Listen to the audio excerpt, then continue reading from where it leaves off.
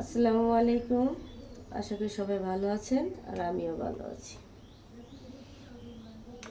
নারীতে নারীতে কত তফাৎ।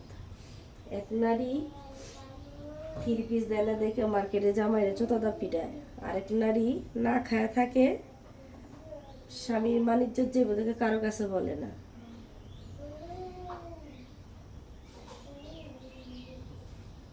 আমাদের বাসায় একটা ফ্যামিলি ভাড়া থাকি, ইস্টা ফার্স্টে জামাই চাকরি করে। আজকে 3 দিন ধরে খাবার না।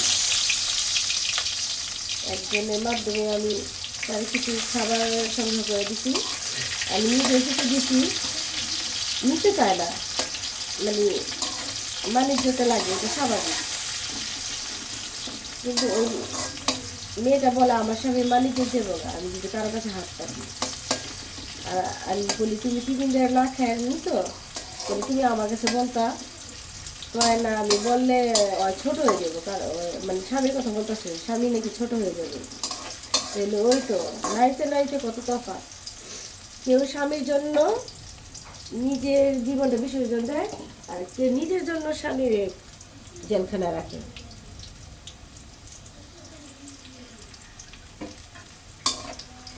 আজকে রান্না করবো চিংড়ি মাছ দিয়ে বরবটি বাটি। এই যে পেঁয়াজ কুচি দিয়ে আমি দিয়ে দিলাম, কাঁচামরিচ,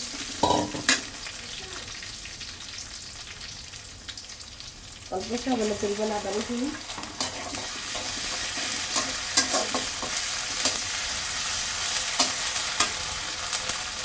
আর দিয়ে এখানে চিংড়ি মাছ।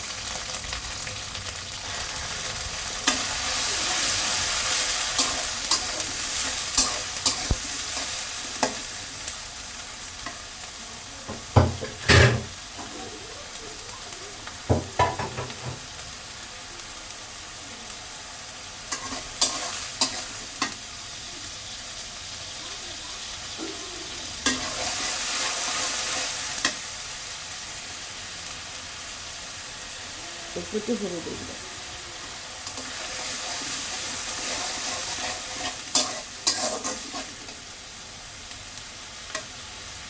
এর মতো লবণ।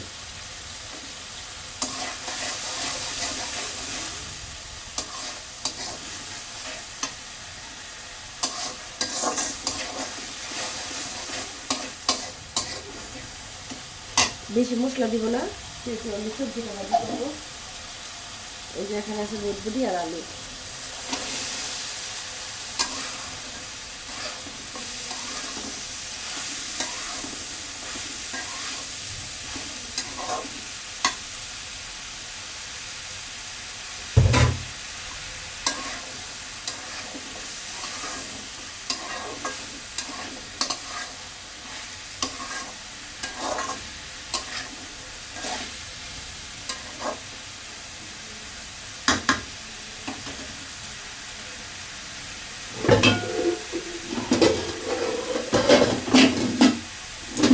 আর অবশ্যই যারা আমাকে সাপোর্ট করবেন আমি তাদেরকে সাপোর্ট করব।